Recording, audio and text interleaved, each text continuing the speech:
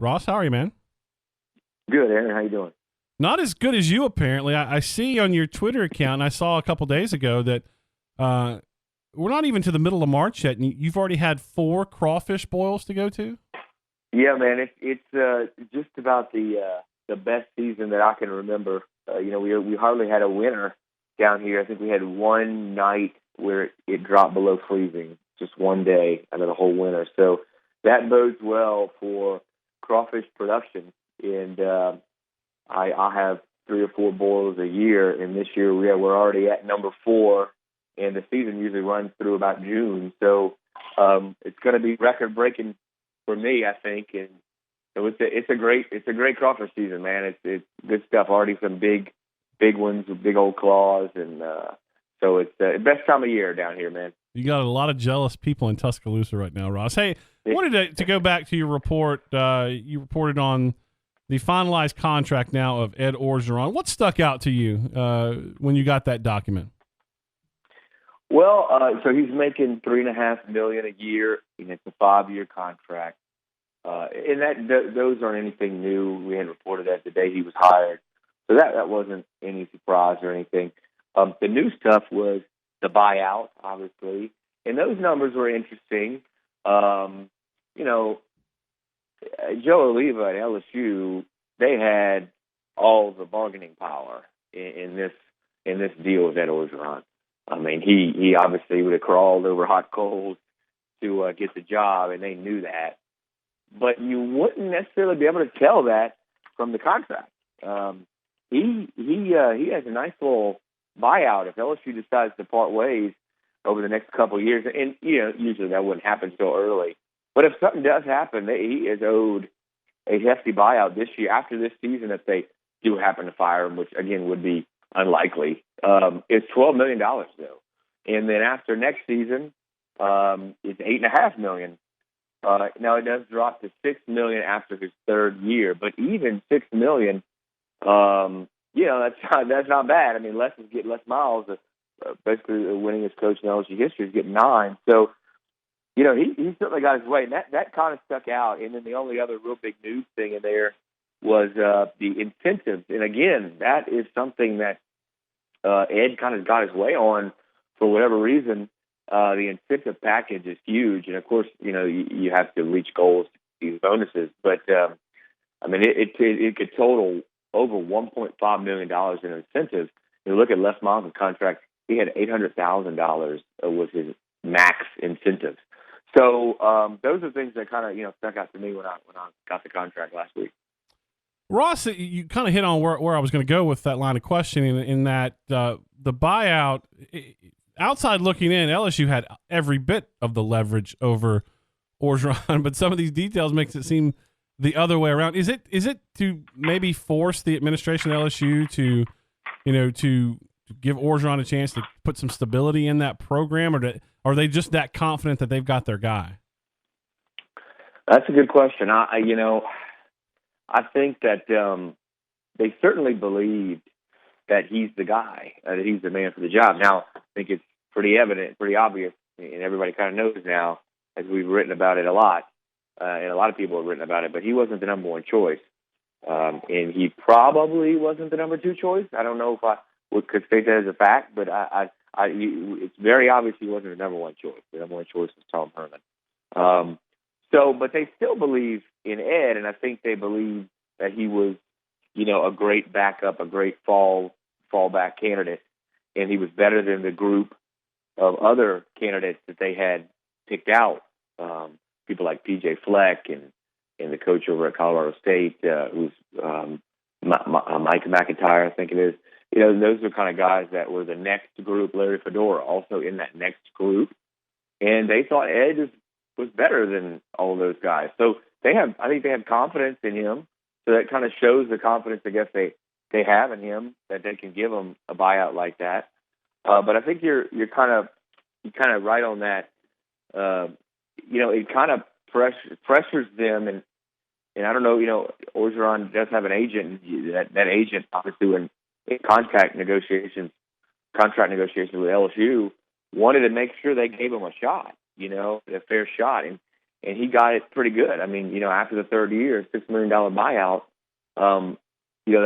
that's pretty hefty. And after the second year, $8.5 million. So they're making sure he made sure that he's going to get a fair shot at the job. Talking to Ross Dellenger of the Advocate in Baton Rouge, covers LSU. When Ed took over last year, I think I heard a celebratory roar that went up from the beat writers because all of a sudden there was more access. Is that the access still as free flowing as it was last year, or have things tightened up a little bit?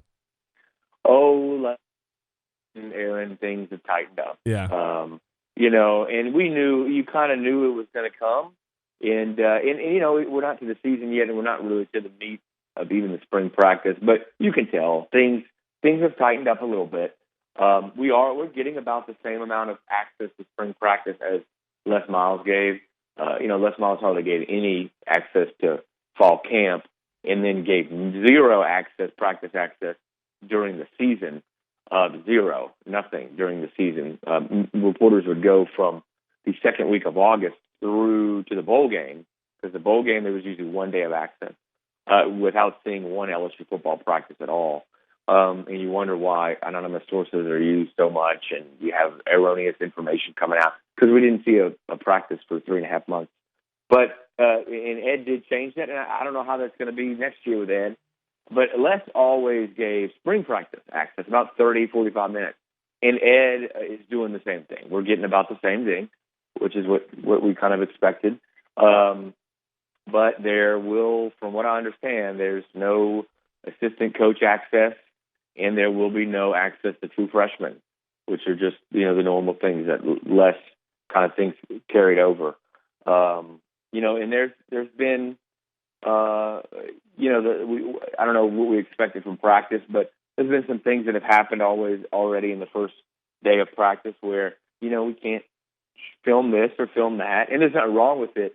But it's just kind of the same things, some of the similar same things we saw in Les. So things are scaled back, but I will say this about Ed, and it really came out in his post-practice presser after their first day of spring drills, is he really is open, more open with reporters about injuries and absentees and all of kind of newsy stuff, position moves.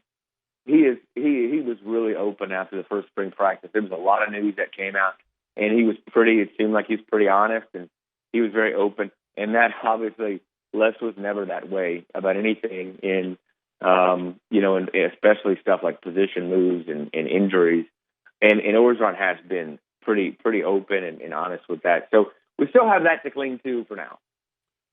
Well, I mean, LSU has technically started its spring practice. I know it's they've gone through one or two. Well, anything sticking out? I know it's super early. Yeah. Well, they just went through one so far. They have their second one tomorrow. The first one was Saturday afternoon, and it's real early. We get to only see about a half an hour of drills. It's all individual drills, but pretty clear early on that LSU's offensive line is going to be something to kind of keep an eye on this year as far as a weakness with the team. They have 8 scholarship offensive linemen that practice Saturday.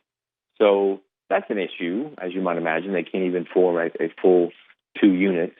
They have a couple of guys out with injury, or actually 3 guys out with injury. 2 of the 3 will not, I don't think, will practice at all in the spring. And sometimes it's not worth practicing those guys anyway. And they have 3 coming in the fall. So all of those guys back, they'll have about 14, I think, scholarship guys. But right now, or 13 or 14. But right now in the spring, just 8 guys. And so they're not going to be, that the whole first string, the 5 projected starters, only about 3 of them are healthy enough to practice. Maybe some people would even say 2 of them. So this spring practice for the offensive line is going to be interesting because they're not going to all be, the offensive line is all about being cohesive in just one big unit. And they're not going to be practicing together this spring. So I'll be interested to see during fall camp how that is going to affect it. They'll obviously be back together probably during the summer in player-only drills and things like that. But it'll be interesting in fall camp to see, how the offensive line is kind of gelling together. The only other thing is, obviously on defense, LSU has to replace about 7 starters. They've really got overall on the team about 12, 13 starters are being lost. So lots of open kind of jobs, specifically on defense. They're going to have 2 new inside linebackers. They're going to have a new outside linebacker, a new defensive end, a new cornerback, and a new safety. So lots of jobs open, lots of battles going on. Yeah, and the safety they lost is one of the best in the nation, in Jamal Adams. Ross, because of that, not a lot of returning starters on defense. It's a new coaching staff for the most part. Are they going to get any, leeway time with the fans? I mean, I know LSU fans are going to be hungry to win a championship, but people are going to be talking in the SEC West about Alabama and then Auburn adding Jarrett Stidham. Does it take any pressure off of Orgeron, or is it just this is LSU? You're expected to win regardless? Well, I think, as you know, Aaron, at each school, there's kind of like 2 sets of kinds of fans. The ones that disregard all of the lost starters and all of the new staff stuff and all of the reality, and just want a championship. And if you don't win one, you should be fired. And then there's the other set of fans that obviously look at the reality of the situation.